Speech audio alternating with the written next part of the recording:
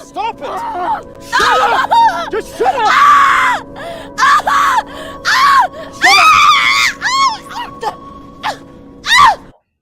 È una storia d'amore, deve essere semplice e divertente.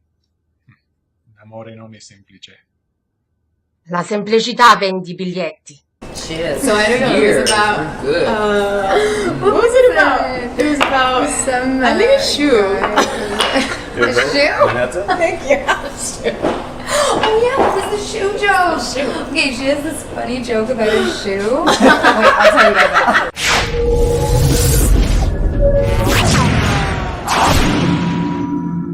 Hi, my name is Tina Mancini. I'm the next guest on Rob's Inner Circle. Don't go anywhere. Stay right where you are. And we'll be right back.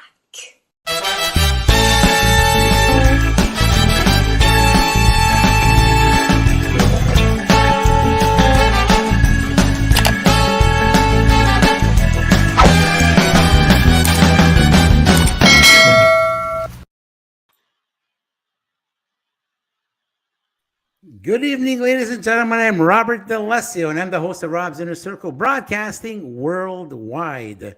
I'd like to thank all of the viewing audience for tuning into what is going to be another exciting show this evening. I want to give a huge shout out to the producer of Rob's Inner Circle, Miss Jenny Duhame, and to the podcast techie here on our show, Patty, Lady Starlight Saragosa. We have a birthday wish to give out tonight to one of our faithful viewers, and the birthday wish goes to Miss Vicky Sancartier, who celebrates a jubilee today, along with young Lucas and everyone else that is celebrating a special occasion this week. Be sure to tune in to Daily Struggles, a sitcom everyone is talking about on the Rise Up TV channel on the Roku streaming service. You can download the Roku app on your smart devices, or you can get the Roku stick at Amazon.ca for as little as $30. Make sure you watch all our productions on the Bobby Short Shorts YouTube channel. Comment, share, click on the like button, subscribe to Bobby Short Shorts, and hit the notification bell, because every time there's a new production coming out, you will be the first to know. Thanks to our collective effort, our collaborative effort, actually, that we have going with our good friend Vincent Gargano, we have all our merchandise readily available. That's all the Rob's Inner Circle merchandise at 514brandyco.com. We have amazing mugs, coffee cups, comforters, pillows, you name it, we got it. That's all the Rob's Inner Circle merchandise at 514brandyco.com. Well, folks, it's that time once again. It's time to bring on our guest. Our guest is an amazing performer. She's got many talents. I don't even know where to start. One thing's for sure, you're all going to love her. She's an actor. She's a singer, a voiceover artist, a certified teacher, a writer, director, and a creator. Ladies and gentlemen, please help me welcome tonight's star attraction on Rob's Inner Circle, Miss Tina Mancini. Tina. Hello. Hi, Rob. How are you? It's a pleasure to have such a talented performer on our show. Thank you so much for being part of our show, Tina. Oh, thank you so much for having me. I'm very happy. Thank you. So, Tina, we have a lot of material to cover, and we have a couple of midway videos to show if we have time, because there's a lot to cover, like I said.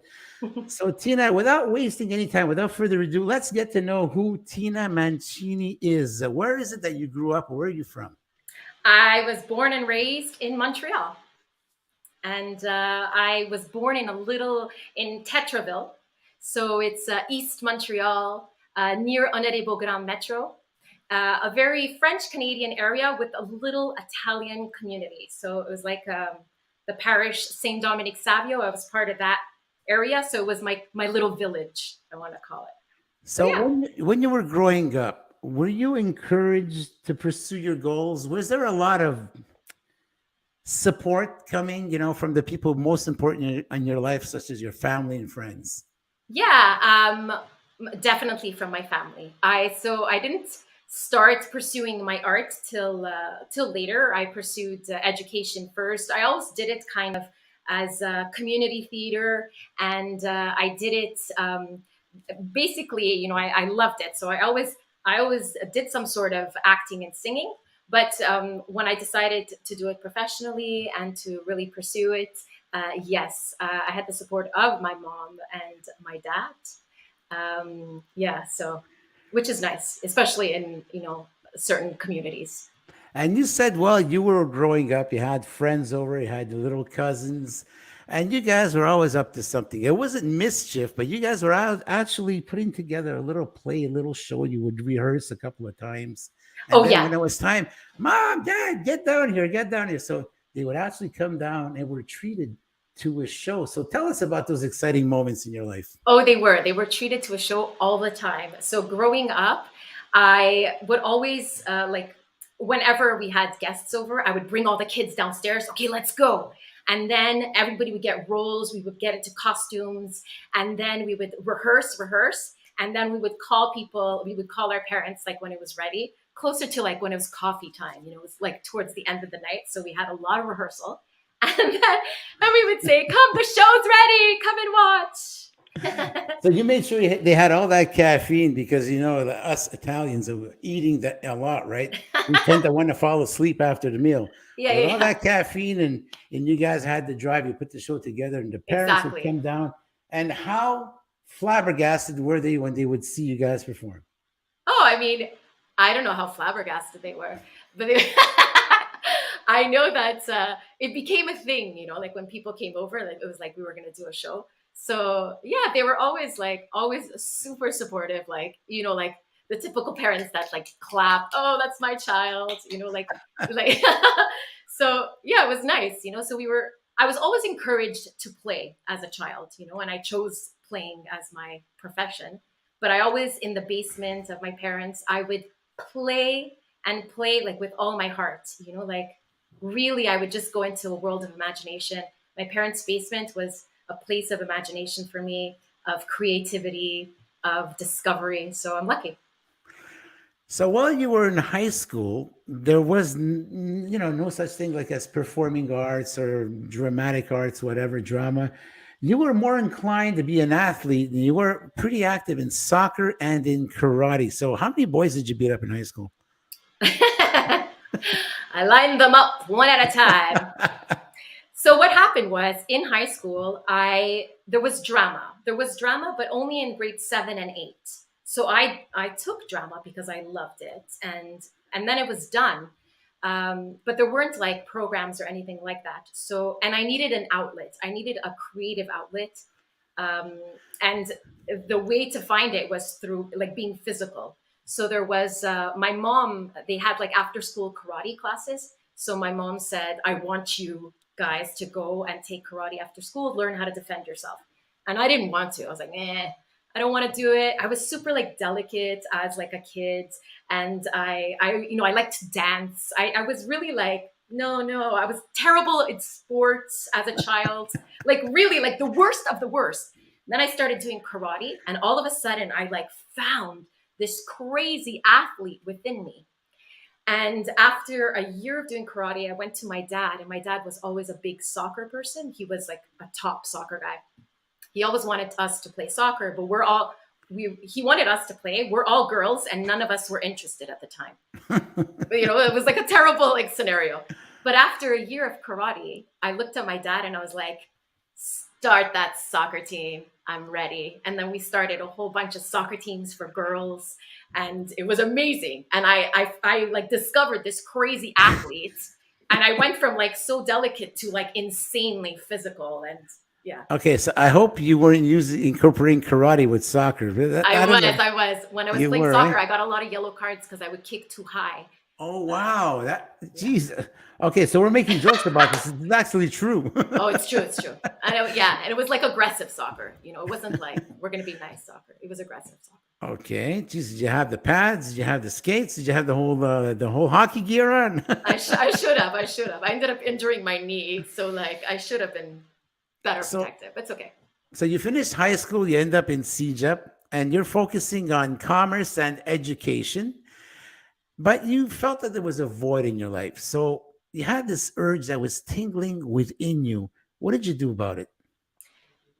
So yes, so I always wanted to become a teacher. So it wasn't like it was my plan B or anything. I always loved teaching. I loved kids. I loved the youth, and I loved performing.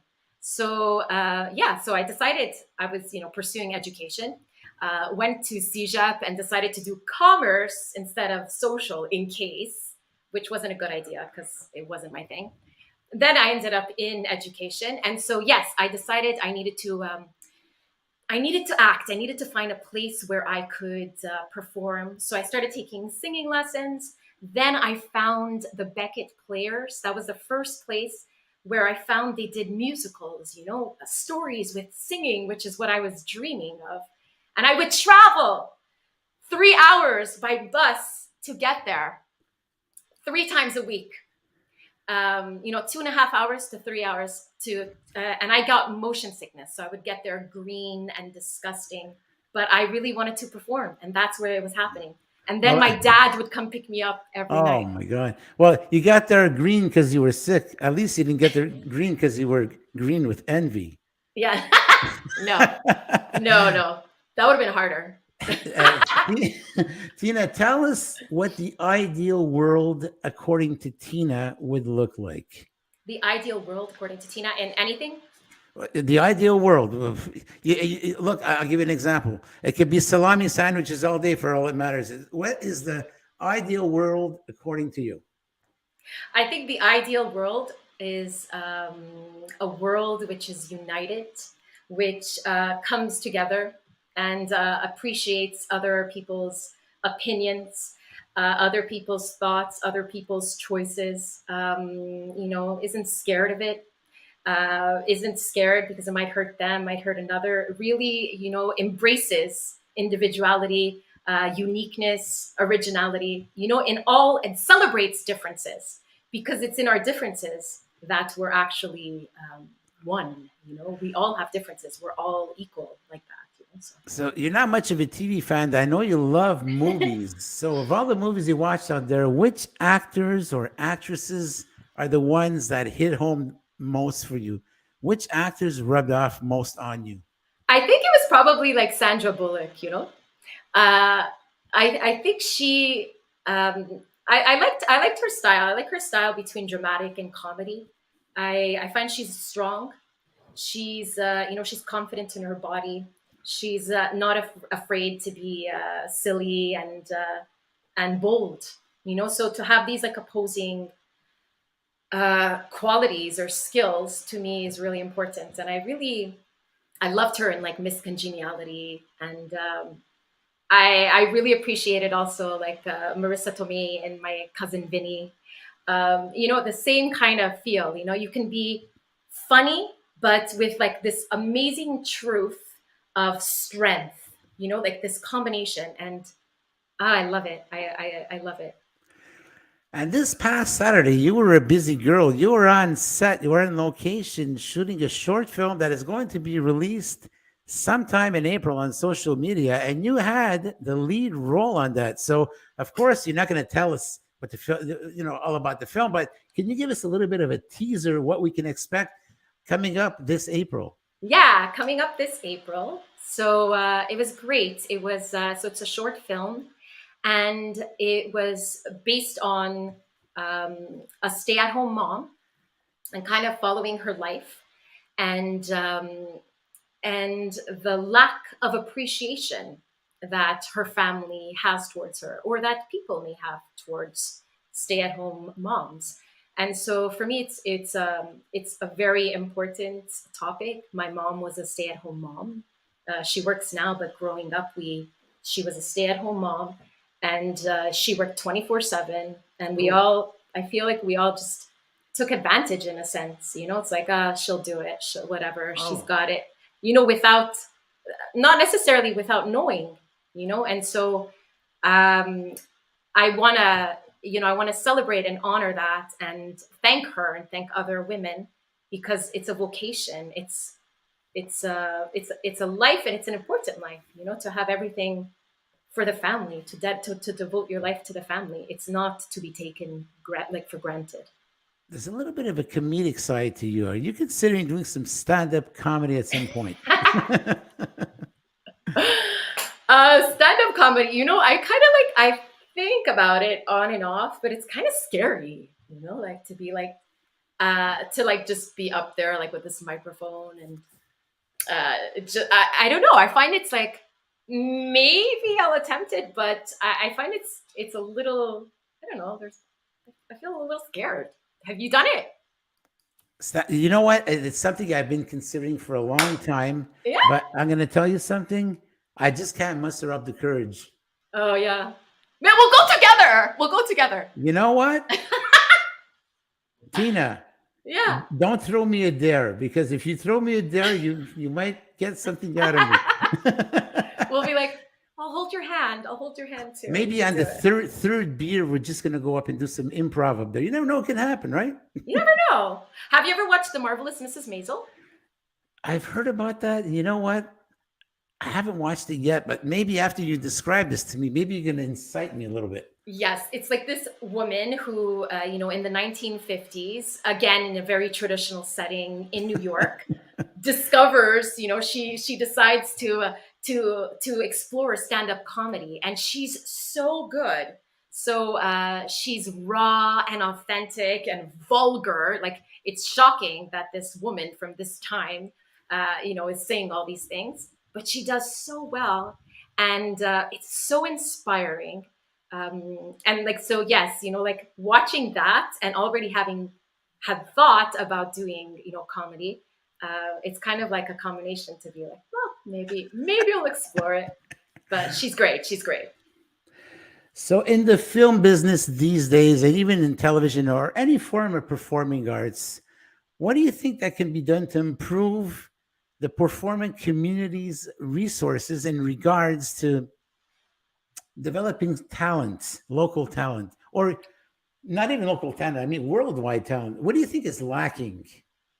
I think lacking, you know, if we look at like local, and I think it's like you said, it could be on a global scale as well. But if we start like with local, you know, it would be fun. It would be nice to have the unity also between the Anglophone and Francophone community in Quebec, you know, and to really, you know, to kind of embrace that Quebec has these different languages and different ethnicities. I think we're seeing it a little bit more. But I think to continue to explore that and to welcome, you know, like an English accent in a French show, because it's in fact something that exists within our community, you know, things like that, like to unite more, you know. It is a reality. Yeah, you're absolutely right about that. So you and I actually had a chance to work together. We spent a Sunday together. We did. We were cast in the movie by our good friend Teresa Pichano, who I've seen has tuned into the show. Thank you for tuning in, Teresa. And Teresa, hi, Terry. She's just an amazing person because she's very, very, how can I say, very devoted. She's a person who supports everybody out there. She's always out there for everybody. So you and I were in this film, and we had a lot of fun. We really did. Look, I can talk about my experience, but the show's not about me tonight. Talk to us about the experience you had working with Teresa for the first time. How much did you enjoy it? I loved it. I met Teresa in an acting class just a couple of years ago, actually. And you know, we became right away, we took the metro home together and we were chatting and we kind of, you know, hit it off and bonded. And then so the first time we worked together was on her film, which was filmed a few months ago, Seamless Journey. And it was great. You know, she brought in different people to play and represent all the immigrants of, you know, that make up Montreal, also of the 1950s.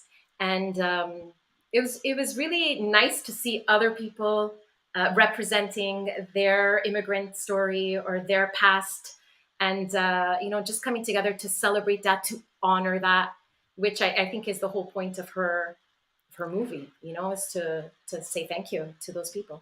And I remember the pep talk she gave us before we actually went out and filmed, and we had the great Ionis who was filming. He was there with Elio Costello as well. Yeah. They did such a great job. And I remember how emotional Teresa got when she gave us that pep talk.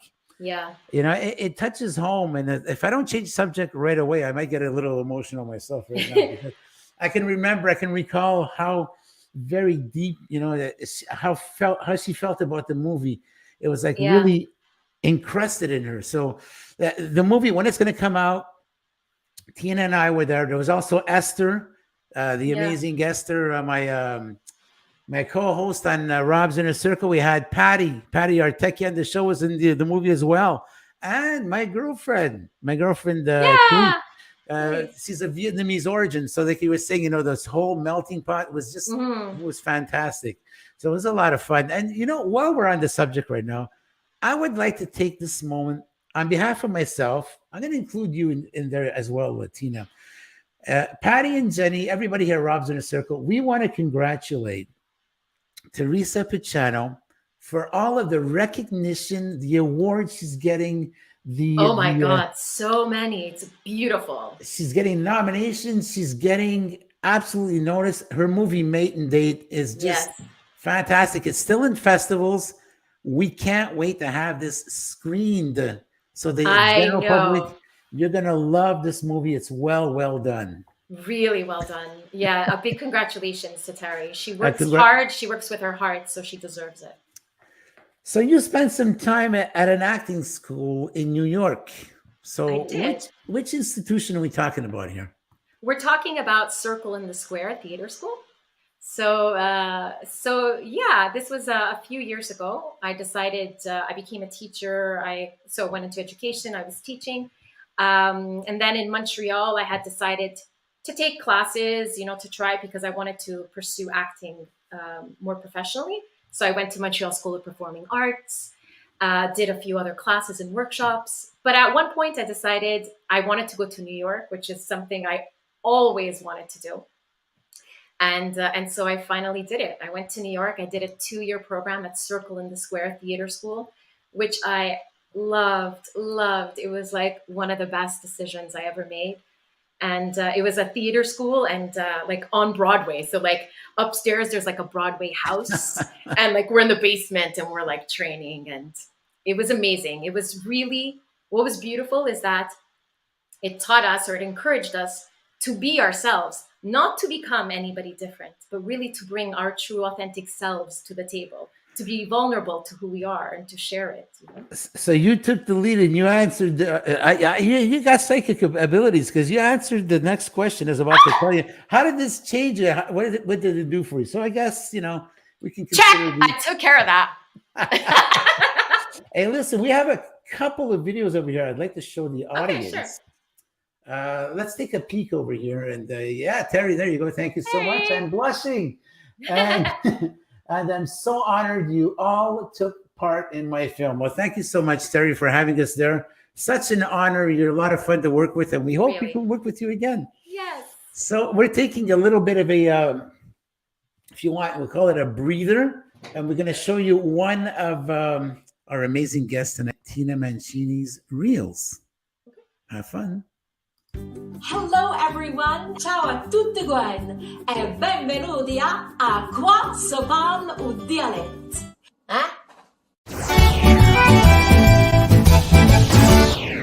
A me mi piace assai il dialetto. Io sono nata a Montreal, al Canada, però mamma è nata a San Bartolomeo in Galdo, provincia Benevento.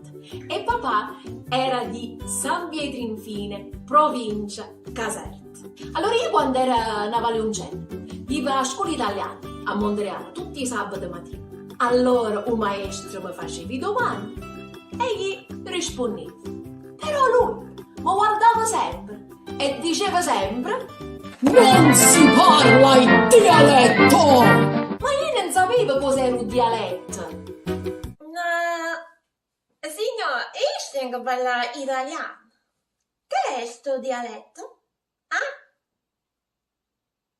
Ma essa si metteva sempre a luccare. Non si parla il dialetto! Nessuno mi ha spiegato cos'era il dialetto. Anni dopo, si aiuta a vivere in Italia, con un po'. E quando mi metteva a parlare, tutto si faceva una certa risata. Ah, ma guarda questa napoletana! Ma tu parli il dialetto come la mia nonna negli anni 50. Allora subito ho capito cos'era un dialetto. E chi è? Mi scusi, piano piano ho imparato un po' l'italiano. Poi sono tornata al Canada e come mamma continuava a parlare inglese, ma come mi piace il dialetto assai, con papà e con la nonna io parlavo dialetto. Wow. Hey, that's amazing, Tina. Wow. See, folks, you get to see the many facets of Tina's talent. Absolutely talented. Wow. It just, you can take on all these characters like a snap of a finger. So talk to us about, this is your new podcast that you have on social media. You've done the second show.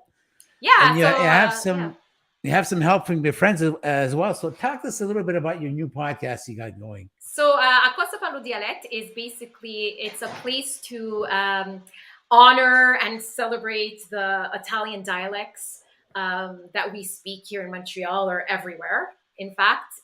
So yes, growing up, I was always, that's true, what you saw. That's how, I understood that I spoke dialect. It's because when I went to Italian school, they would be like, don't speak dialect. And I'm like, I'm speaking Italian. I don't know what you think I'm what's dialect? I didn't even know what it was.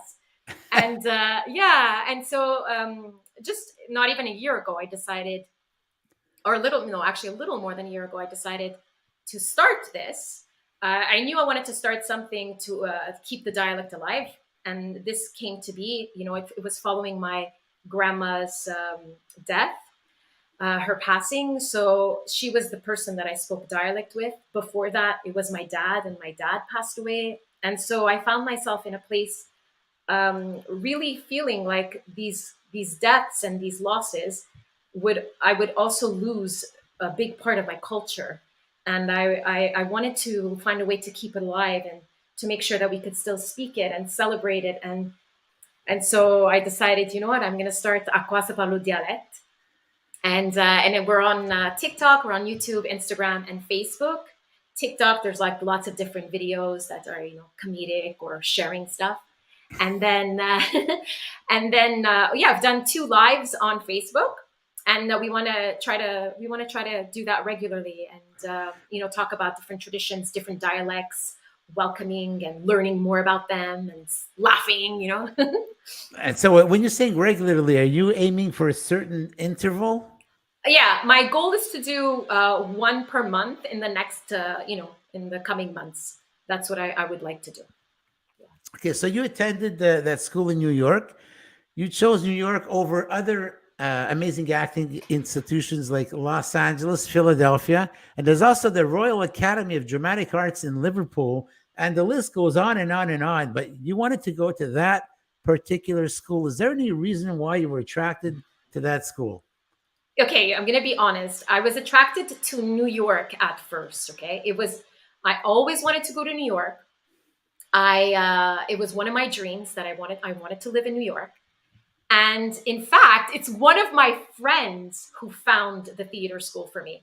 I'm always super busy, okay? So I do like a billion things. And I had decided to go to New York, but I was doing a billion things. And my friend said, can I help you? And I was like, can you research theater schools for me? Sabrina, if you're there. So she did this research, and she sent me this list, a crazy list. And when I looked at them all, I looked at Circle in the Square and the description, and my heart said, I need to go there. And it was like clear that I needed to go there. So, so I did. So following your heart, following your dreams, listening to that inner voice. Yeah, listening to that inner voice. Yeah, I forgot that story. Thank you. There's Sabrina. That's Sabrina, SEMA Marketing. Hi. There you go. Thank you for tuning in. Thank you. So you also have a background in singing, and just like last week's guest, Perry, I hope you're still there. Yeah, Perry. Because our guest tonight, Tina Mancini, has a background in the Bel Canto singing technique. So how did all this start off? It's a lot of my singing and artistic things started off in the church. So I was singing in the choir. In fact, the only reason I wanted to sing this style is because I was obsessed with the Ave Maria, like obsessed with it, okay? like obsessed, and I needed to sing it, and that's why I actually I think started singing, because it came from this profound need to sing the Ave Maria. So I started, so I kind of just pursued it. And in my singing style, like the classical style, it sits best in my voice. It's the easiest. It's the one that flows out the most naturally. So I pursued it. I just kind of followed what my talent or my natural voice was. So I studied in Italy. I studied at Accademia Internazionale di Musica in Rome. I studied in Montreal with the late Suzanne Robertson, a teacher that became one of my friends as well, and whom I really, really loved, and and I worked with and really developed my voice. So I'm really grateful. And I continue to train also with Mirjana Milovanovic, who was part of Cirque du Soleil, and in Montreal. I still train with her, and I really enjoy it. It's always good, even if you're as an actor, as a singer, you have to keep training. You have to keep active. All the time. You have to be on the ball. Yeah, so that's it. So I kind of pursued that, and I did Bel Canto style, operetta style, and musical theater, but in a classical style, just more in that. Yeah, so. Okay, so you were urged to go to Rome. Yeah. Someone said you got to go to Rome. So you went to Rome. Yeah, somebody said you got to go to Rome, and I said, okay, I think I'm going to go to Rome. But you said you spent 4 years, not 4 years, 4 months of your life, you were absolutely miserable. Yeah. Something was lacking, and then all of a sudden that switch just came on. So what happened? So it was actually, my first singing teacher was here, Gloria Polcari. And she realized I was this crazy busy person. Okay. So I had so much going on. Like I told you, always, my friend had to find me a theater school. So the same applied like years ago. And so she looked at me and she said, I think you should go to Italy so you can just focus on your singing there. You won't have like 20 billion things to do. So that's like how it happened. And she's like, you should go. And I went, oh, okay, maybe I should go. I had never traveled. I traveled 4 days alone, And I told my friend, I think I'm going to go to Italy. And Mia, my friend Mia, I think I'm going to go to Italy. And she said, I think I'm going to come with you. And so when she said, I think I'm going to come with you, it became real, So I was like, oh shit, we're going to Italy, So, so I went to Italy, but I was used to Montreal, where I have a big family. My house, we were always many people over, friends over. Whenever I would go out, we would be groups of 20 to 30. I did not know what it meant to be alone, what it meant to be quiet, what it meant to, I did not know what that meant. So when I went to Italy, I was just with my friend Mia, and obviously we wouldn't be together, 24/7. So I found myself for the first 4 months, very lonely, very much in, I want to say, solitude, or contemplation of did I do the right thing? Was I supposed to come here? Or was I supposed to be in Montreal? I didn't feel good, because I went from, wow, woo, party life and all this crazy, to and then, so it's scary when you haven't been used to it. It's scary to finally be alone with yourself and to sit there and to hear you and to see you without the you that society has decided, without the you that family and friends have kind of helped you mold, the real you, the you that's untouched. And so it was really scary, and it was horrible horrible. Okay, it was like I was like, I need to leave. Like, what am I doing? But because I had decided I was staying, I'm really good. Like when I give my word, like I stick to it. So I'm like, you said you were coming here for a year, you're gonna stay, miserable or not, you're staying. But what ended up happening was I found, after this 4 months of what I call shit, I don't even know if I'm allowed to say that here, but the CRTC is not in yet. okay, great. So like it felt like shit. It felt like darkness. It felt heavy. It felt scary. But after all of that happened, all of it, there was this beautiful light and there was this beautiful appreciation for me. And there was this beautiful discovery of who I am. And I started to hear my inner voice and to really get an appreciation. And I guess like self-love, like to like say like, okay. And then I was so happy to be on this journey. I was journaling a lot and really reflecting and growing,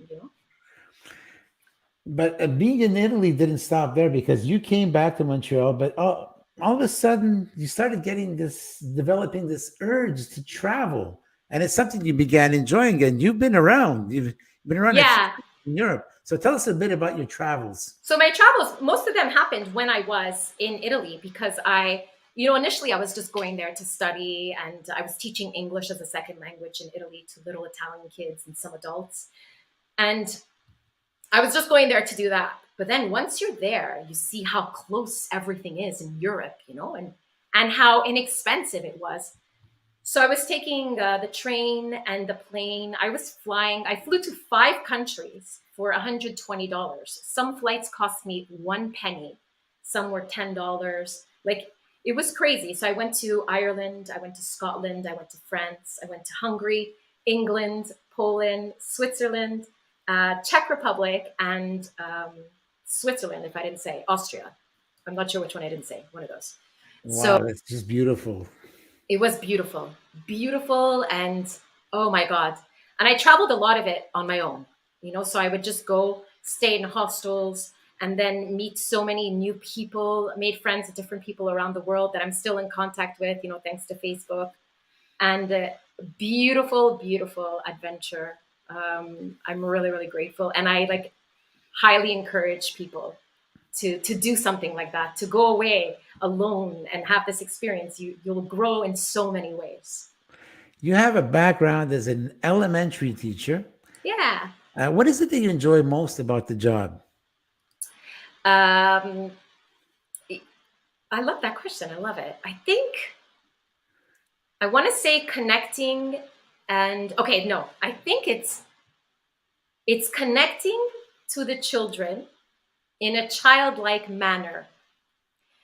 So because often and it's a fine line, because as a teacher you still have to have the kids be disciplined, and you want to make sure there's structure, and you want to make sure that everything stays okay and calm.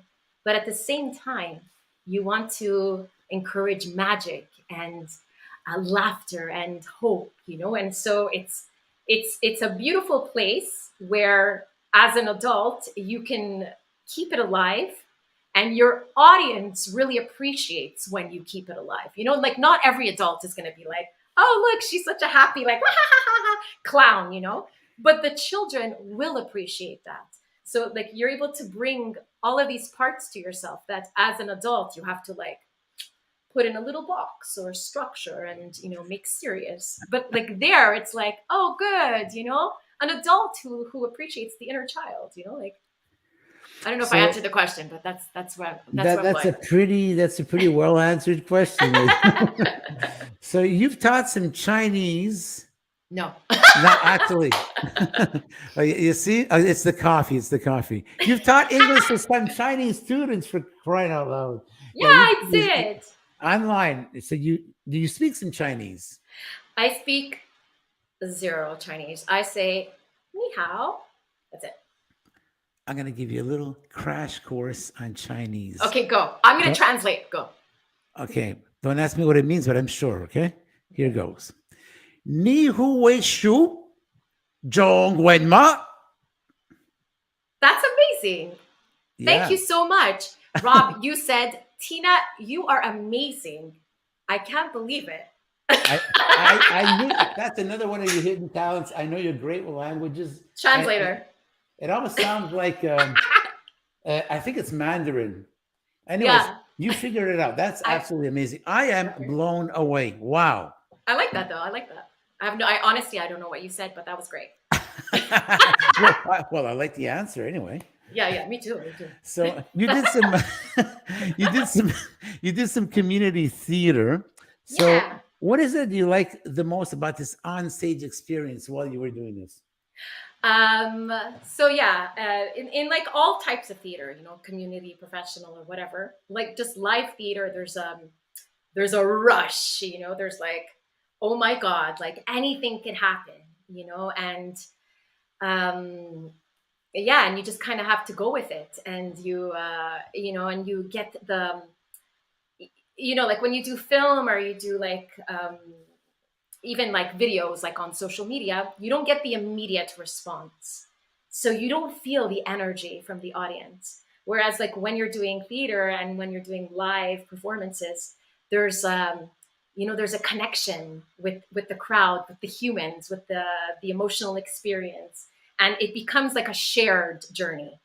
And so, and you feel that, and it's, oh my God, it's exciting and it's nerve-wracking, and yeah, so. Yeah.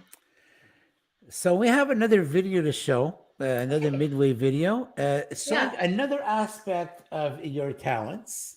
This is a character that you created. Don't give it away. Let us play the video, and we'll talk about it right after. In the meantime, folks, you're tuned to Rob's in the Rob's Inner Circle. Our guest tonight is an actress, writer, director, creator. It's a list this long. It's going to take a half hour to say it. You're tuned in to Rob's Inner Circle. Our guest tonight is Tina Mancini. This is our second video we're presenting on the show. Hello! Hello, boys and girls! My name is Misty Delight, and today I would like to share a story with you. It's called Remember the Rain. This story is for all the boys and girls who are missing their friends because they can't go out and see them. This story will help them remember that everything will be better soon. Remember the Rain. Written by me, Misty Delight, and illustrated by my friend, Trey Chung.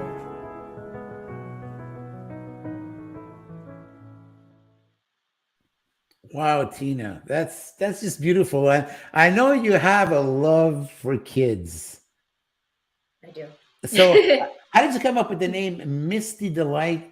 Where did you get the inspiration for the show? It's just beautiful. I want you to share that with us. So Misty Delight is this little clown character. And when I was teaching, so I teach ESL now, English as a second language. I teach it online now to French Canadian students. I have different groups. But before, a few years ago, I was teaching it to Chinese students, which we spoke about. And the kind of teaching you had to do was very animated, and it was very gestury and physical. And the more I did it, the more something was starting to come out of me. And then I realized this little clown had developed, and she came out of me. And I decided to start doing YouTube videos just to do things for early childhood. So, pre-K, kindergarten, little videos that would be educational and silly and fun. And the name Misty Delight came about from like the teacher part of me. So like it would be like Miss Tina. So it would be Miss T. And then Delight would be like bringing light and kind of magic to the kids. So Misty Delight. That is deep. And so you also wrote a book. Yeah, I wrote a book. I wrote it 2 years ago on Easter Eve. It was, it just came to me. I hadn't meant to write a book. And I honestly, this is what happened. I went to take a shower at 2 a.m. and I'm getting out of the shower and I have something that comes over me and it says, "Remember the rain," just this voice. And I went, oh my God, I think that's a book. And I ran and I'm still just wearing my towel. I had to grab paper and this book just kind of, it like came out of me just like that. And I just wrote the book. I didn't even have a proper piece of paper. It was like a scrap piece of paper. And I was trying to find all these spots. And this book just came out of me.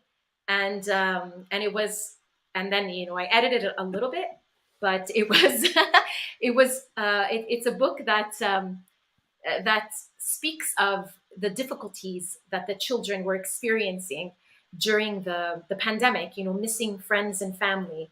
And then, you know, like how it's hard. And then Misty Delight speaks about, you know, the rain and, you know, how it's reflective of the rain, which would then, you know, but there's hope, you know, because there's going to be a rainbow that comes out. And then after that, everything's going to be dry again. And out will come the sun. And it was just kind of this natural process to help the children, kind of a visualization to help them maybe heal or maybe feel like it's going to be okay, you know, even though all of a sudden everything shut down and I don't understand what's going on. Just like the cycle of life and the cycle of nature and the seasons and the weather, it's going to be okay, you know? And so yeah, it's available, if, you know, for kids to read. You can read the French English and the French version and the English version. On the Misty Delight website, which is misty-delight.com. So you were in Wisconsin at what point? Green Bay Packer country, Wisconsin of all places. How did you end up there? And what were you doing there? Yeah, so I ended up there, you know, when I was living in New York after theater school, I was doing lots of auditions and lots of auditions. And so there was this one audition. It was for a theater in Wisconsin, and it was for the show Phantom. And yeah, so I got the part of Carlotta, and I went and I performed there for a few months, and it was really nice. Met beautiful people, and it was a really good learning experience. So between the arts of performing, we're talking theatrical performance and acting in front of a camera where you could go up to take 16, 17, and so on, changing the angles and what have you. Between theater and film, what do you prefer? I think generally I always preferred theater.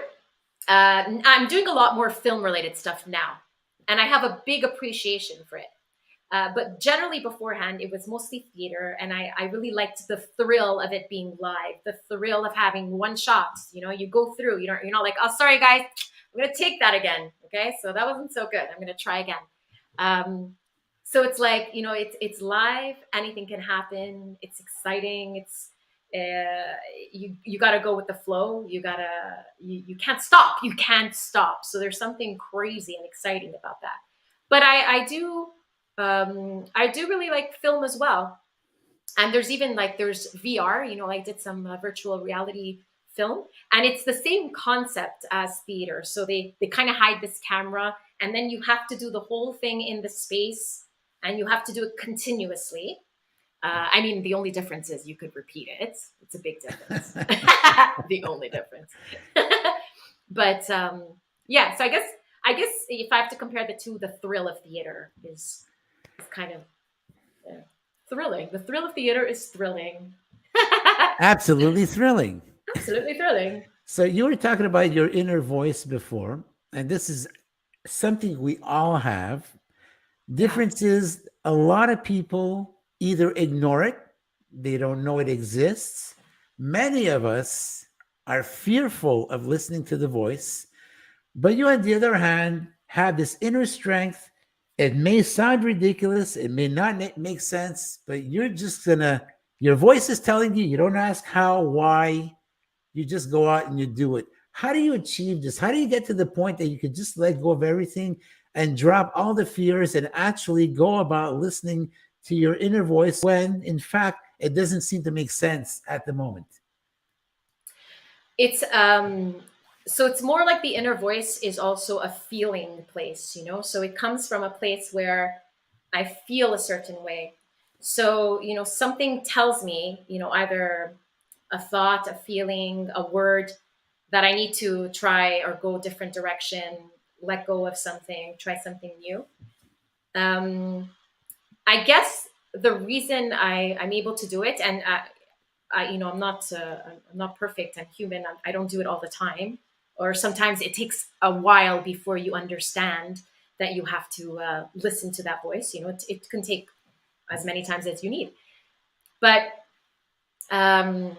yeah, so basically, it's because it's knowing the opposite thing. You know, like when you do the opposite of what your soul or your heart wants, there's pain, there's a lack of energy, there's something that feels negative or heavy. And so it's that feeling of feeling that and not feeling in alignment with yourself. So it's like you have a choice. Do I stay in that place where I don't feel good? I feel yucky. Or do I say, okay, I'm going to risk, I'm going to try this. It may or may not work. It may be a total disaster, but I have to at least be true to this voice that's calling me, to this feeling that's calling me, that's urging me to try something new. And it might not be the thing, you know, but it might be a step to the thing and a step to the next thing and a door to something else and a key to another magical adventure. You know, like it's not necessarily like the end result, but it might be just part of you going on your authentic journey. It's a stepping stone. Sometimes it's just a stepping stone, but that's what you know. I don't think there's any coincidences in life. I don't think there's any coincidence, because anything that happens, it all happens for a reason. Even though, well, you didn't get to your ultimate goal because of this, like you were saying before, it's a stepping stone that's going to lead you on to other things to get to that ultimate point. Exactly. And Teresa, moments ago, Patty put up the comment that she wrote. She goes, always listen to your inner voice, it rules. So she's one of us. Yeah, exactly. Always listen to your inner voice, it rules. It really does. And it's funny because then Sabrina Siva, she put another thing in. It's so important what Terry says, you know, to listen to that, because it keeps coming back. And then I was about to say this as well. If not, there's lessons that are going to, if you need to learn a lesson, it's going to repeat. You're going to see a pattern. You're going to see something that comes back to you. And it's like, maybe it's heaviness, it's yuckiness, it's but it's coming back to help you grow, to help you choose something different, to help you learn a lesson, to help you choose your heart, you know, to make you go to, yeah. I love your philosophy. And I'm quoting here, for one to appreciate life, one must die. What's that all about? Yeah, that's so funny. When we were speaking, you know, before, I said that. I said, and it sounds like terrible or whatever, but I don't think it is. I think life, you know, is basically polarities, you know. So how can you appreciate life if you don't know what death is? If life just kind of goes on, you have no appreciation for it unless there's an end. You can have no appreciation for light unless there's darkness. You can't have appreciation for good and kindness unless there's like some pain and like disappointments and, you know, the opposite. So I think that the same is true for life, you know, and death. You've done a lot of work in film, theater and all that, but you're also creating a lot of your own work. And of course, by doing that, not only you're only getting the experience out there, you're also building a reel. You're putting together a demo. That is something that, you know, a lot of us, you know, it's things that we want to do. We don't have the courage to do it. Where do you muster up that courage to say, I want to do this, I want to do this? But there's a difference between wishing and the difference, you know, and between doing, and doing. So Where do you draw that line? Where do you get the strength of saying, okay, enough wishing, let's do it now? Where do you get that strength to do that? So I've always been kind of an active person. You know, I'm like, okay, we're going to do this. I was very involved, like in the church.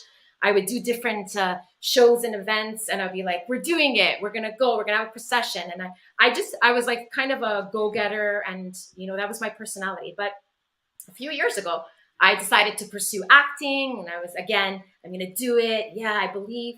But then there was a period where I thought, oh yeah, I need to, I'm going to wait. Like, I didn't realize I was waiting, but I was just auditioning. And most of the time, you know, when you audition as an actor, it's just rejection.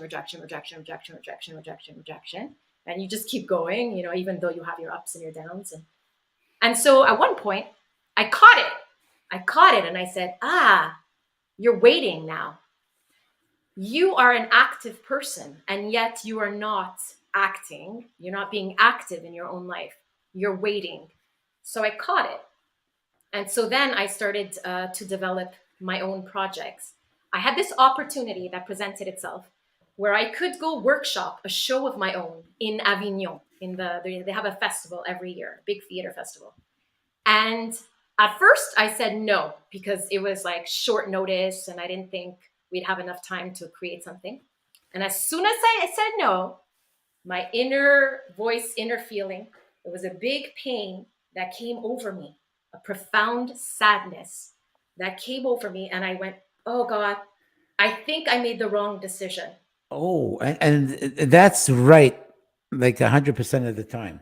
Yeah, and then I was lucky. Not even 2 weeks later, the same opportunity presented itself in a different form. And I said, I'm going to say yes. I don't know how I'm going to do this, but I'm going to say yes. And I had always wanted to create a musical to celebrate the immigrants of the 1950s, the Italian immigrants. And that's where I first workshopped La Dolce Vita En Exil. And that's afterwards continued to work it. We performed in Montreal, La Semaine Italienne. It did really well. Casa d'Italia brought it back. So then I was active again, you know, and then same thing with A Quoi se parle Dialect, you know, the pandemic, everything kind of like was like, So I created A Quoi se parle Dialect and Misty Delight. I was like, oh, I need to explore this. I was very busy during those, like when everything was shutting down. I was like, I have so much to do. I wasn't sleeping. I was like going crazy.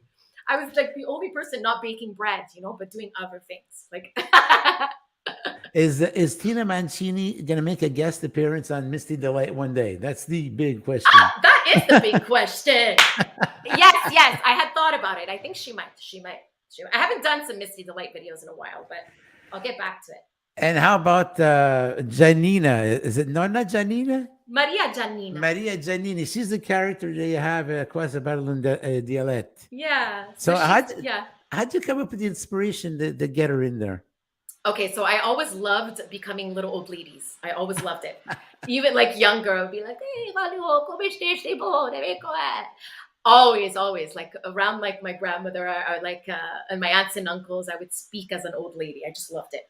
And so then when I did my musical, La Dolce Vita En Exil, I in the play or musical, whatever you want to call it, I age and I become this older woman in her 80s, 90s, who's Maria Giannina, who's the original character of that musical. Maria Giannina are my parents' names combined. Maria and my dad's name was Giovanni. So I put them together. And Maria Giannina. And so when I started doing the dialect stuff, I wanted her to be a big part of it because the way I speak, it's very much like my grandmother that I was telling you who passed away, my mom's mom. And so she has a lot of her mannerisms. She's not the same person, you know, but she has a lot of her mannerisms, her dialect.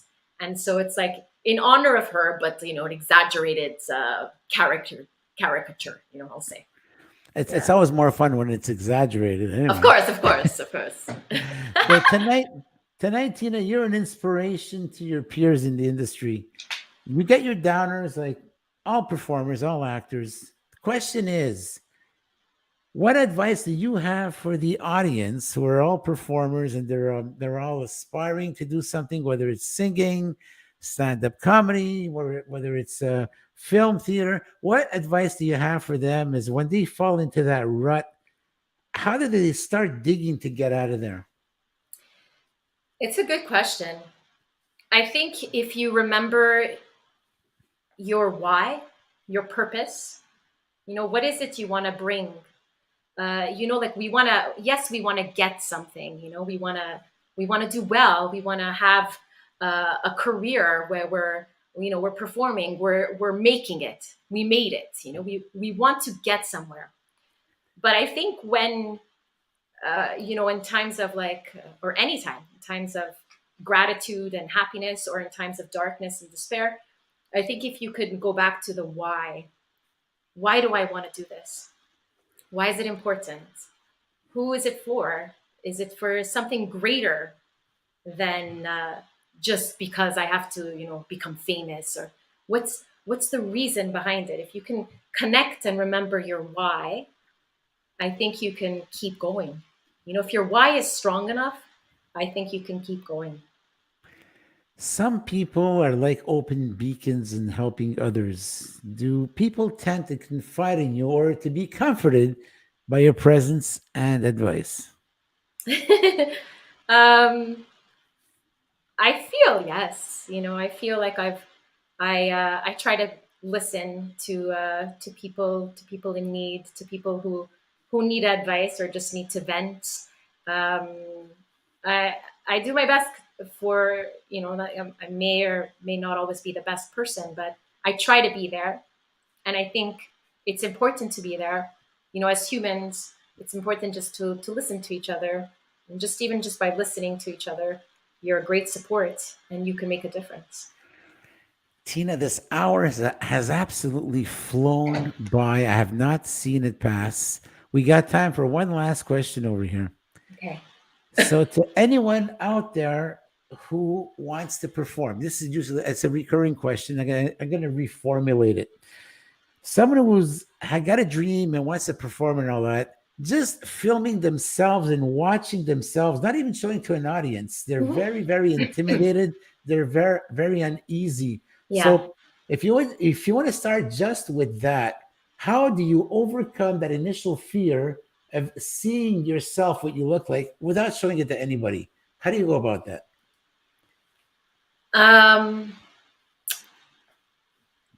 So I think you go about that if you can treat yourself and this I learned, I'm learning more and more. If you can treat yourself or part of yourself as a child, as your inner child, and your child would come up to you and say, look at my video that I did. You would never look at it and judge it and crush it and put it down. You would look at it with love and acceptance, and you would say, good try. How did you do? How do you feel you did? And you put yourself out there, so if you could maybe look at that video, if it's a video, and just say, I put myself out there. I'm not going to criticize, I look fat, I like this. We're going to criticize and judge ourselves and tear ourselves to pieces all the time. But if we can take a little step back and say, it's just a part of who I am. It's that little child within me that wants to play and wants to express. Well, I think you could treat that child with kindness and therefore treat yourself with love and kindness. And if you catch yourself judging, to remind yourself that in fact, you're just a little child too. Tina, thank you so much for joining us tonight. Thank you to the audience. Thank you. For your wonderful participation. You were absolutely fantastic. Like always, great show. Thank you to our producer, Jenny Duhame, and to our podcast technician, Patty Saragosa. Tina, don't go anywhere. Stay right where you are. We got to meet for the meet and greet right after the show. Sounds good. Thank you, Rob, and thank you to everybody. I've had a wonderful time. Thank you. Stand by. We'll come and get you. There you have it. That was our guest tonight. Actor, writer, director, creative, call her whatever. She's a lady of many, many talents. Tina Mancini, a local performer from Montreal.